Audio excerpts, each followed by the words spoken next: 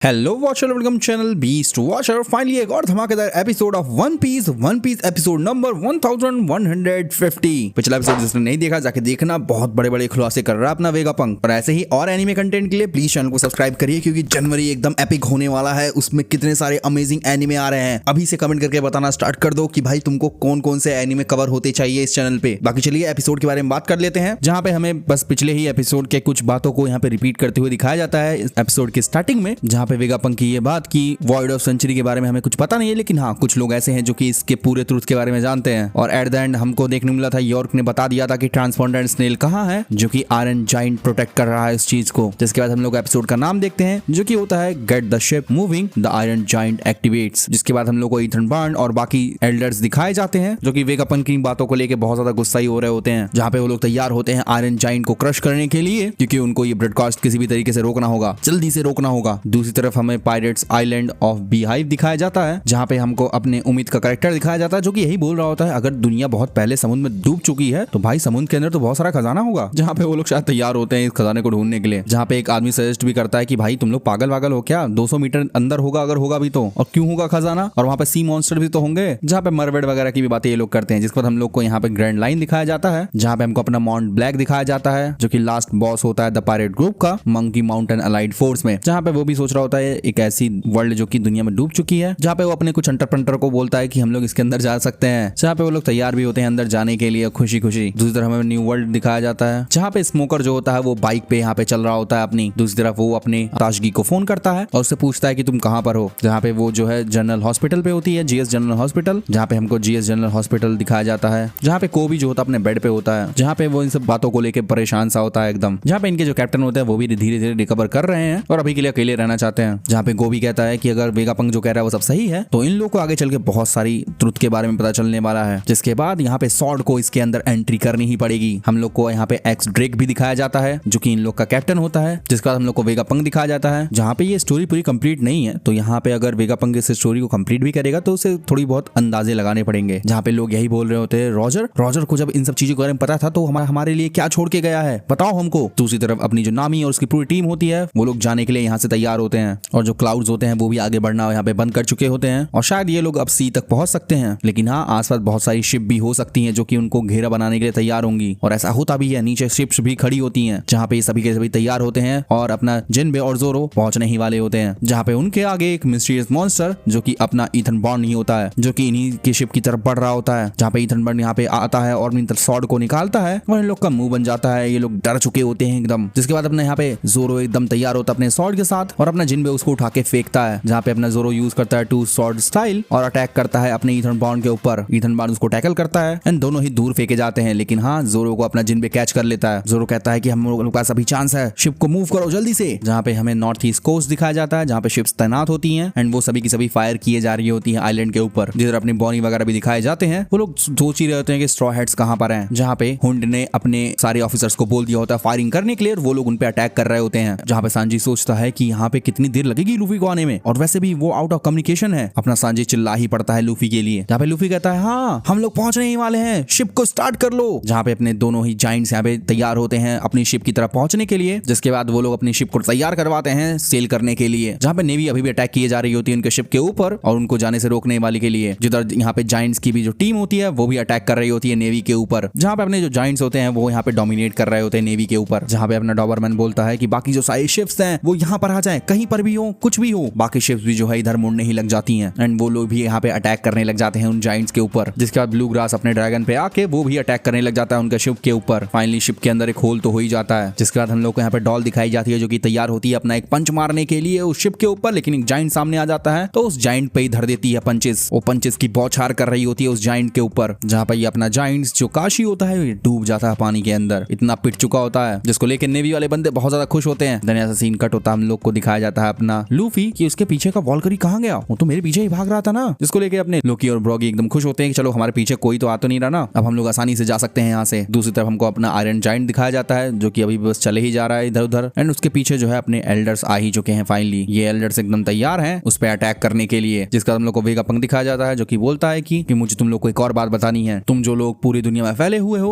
और जिनके पास भी नाम है डी का तुम लोग के अंदर, और इससे बोलने से पहले ही जो एल्डर्स होते हैं उन्होंने जाइंट की बैंड बजा दी होती होती है, जहाँ पे जब वेगापंक ने बोला होता है जिनके नाम में भी डी है, तो यहाँ पे सब लोगों ने अंदाजा लगाया होता है कि वो एस हो सकता है, उसके नाम में डी है, लूफी हो सकता है, उसके नाम में भी डी है, वाइस एडमिरल ग्रैब भी है, उसके नाम में भी डी था, और भी बहुत सारे लोग हमें दिखाए जाते हैं। लेकिन हाँ, एल्डर्स ने तो आयरन जाइंट को समुद्र के अंदर ढकेल दिया होता है और जो ब्रॉडकास्ट होता है वो कट जाता है बीच में ही, जहाँ पे सब लोग यही सोच रहे होते हैं ये डी का मतलब क्या था। दूसरी तरफ हमको यॉर्क दिखाई जाती है जो कि सोचती है कि चलो बंद तो हुआ, जहाँ पे आयरन जाइंट के चलते जो होता है पूरा का पूरा जो शिप होती है नेवीज की वो टूटने फूटने तबाह होने लग जाती हैं और अपना आयरन जाइंट समुद्र में डूबने लग जाता है, जहाँ पे वो बोल रहा होता है जॉय बॉय तुम कहाँ हो, मुझे तुम्हें देखना है, क्या तुम यहाँ हो जॉय बॉय। और इसी के साथ साथ ये एपिसोड यहीं पे एंड हो जाता है। अब भाई अपना वेगापंक क्या बोलना चाहता था कि जिनके नाम के अंदर डी है वो क्या है आई डोंट नो, बट भाई एल्डर्स ने अपना काम कर दिया, उन्होंने ब्रॉडकास्टिंग को रोक दिया, आगे क्या होने वाला है। बाकी आप बताना आपको क्या लगता है कि आगे एपिसोड में क्या होगा कमेंट सेक्शन में, और बताओ ये एपिसोड कैसा लगा। बाकी मैं मिलता हूँ आपको किसी नेक्स्ट वीडियो में, तब तक के लिए बी द वॉचर।